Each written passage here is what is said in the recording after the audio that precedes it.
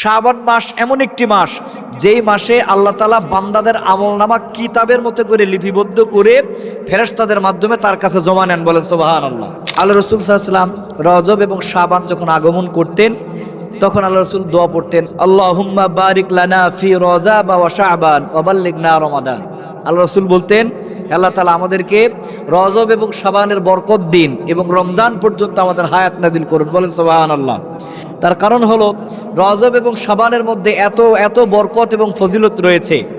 এইটার বরকত, রহমত, ফজিলত আল্লাহ রাসূল নিজে কখনো ছাড়তে চাইতেন না। এই জন্য প্রতিনিয়ত আল্লাহ রাসূল সাল্লাল্লাহু আলাইহি ওয়াসাল্লাম দোয়া করতেন যে আমাদেরকে রজব এবং শাবানের বরকত দেন এবং রমজান মাস পর্যন্ত আমাদের হায়াত দেন। বলুন তো, রমজান পর্যন্ত হায়াতের দরকার আছে না নাই? আল্লাহ রাসূল সাল্লাল্লাহু আলাইহি ওয়াসাল্লাম রমজান মাস ছাড়া অন্য যে কোনো সময়ে যত বেশি রোজা রাখতেন, সবচাইতে বেশি রোজা রাখতেন এই শাবান মাসে, আগামীকাল থেকে যেটা শুরু হতে যাচ্ছে।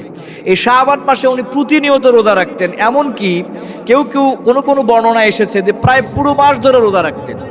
এর কারণ হচ্ছে রমজান মাসের রোজার প্র্যাকটিসটা উনি করে নিতেন। আমরা এমনিতে প্রতি সপ্তাহে সোমবারে রোজা রাখতে পারি, বৃহস্পতিবার শুক্রবারে রোজা রাখতে পারি, আইয়ামে বীজের রোজাগুলো রাখতে পারি, আরবি মাসের 13, 14, 15।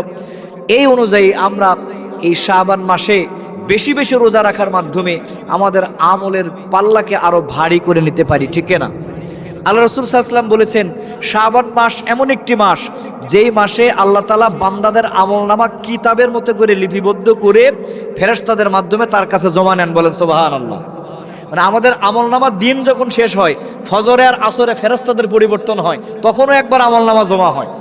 এরপরে আবার মনে করেন যে সপ্তাহের শেষে বৃহস্পতিবার রাতেও আমলনামা জমা হয়, মাসের শেষেও আমলনামা জমা হয়। কিন্তু আল্লাহ রাসূল বলেছেন, শাবান মাসে যে আমলনামা জমা হয় ওই আমলনামাটা সারা বছরের একদম লিপিবদ্ধ করে একটা কিতাব, একটা পুস্তক আকারে তৈরি করা হয়। এই কিতাব আর পুস্তক তৈরি করে সেই আমলনামাটা আল্লাহ রাব্বুল আলামিনের কাছে ফেরেশতারা নিয়ে জমা দেন। তাহলে এই মাসের গুরুত্ব কম না বেশি? এজন্য আমাদেরকে বেশি বেশি দোয়া করতে হবে, নফল ইবাদতের মধ্যে অভ্যস্ত হতে হবে, বেশি বেশি সাওম আর রোজা পালন করার মাধ্যমে আল্লাহ রাসূলের সুন্নাহ চর্চা করে আমরা যাতে আল্লাহ তাআলার সন্তুষ্টি অর্জন করতে পারি। আল্লাহ সেই সুযোগ দান করুক। সকলে বলছি আমিন।